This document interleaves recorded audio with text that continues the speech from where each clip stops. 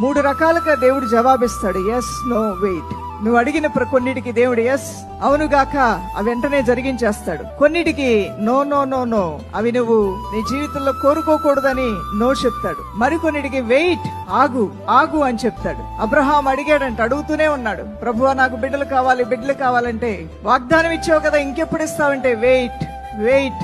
ఎన్ని సంవత్సరాలు వెయిట్ చేయమన్నాడు దేవుడు ఆయన్ని? 25 years, 25 సంవత్సరాలు వెయిట్ చేయమన్నాడంట.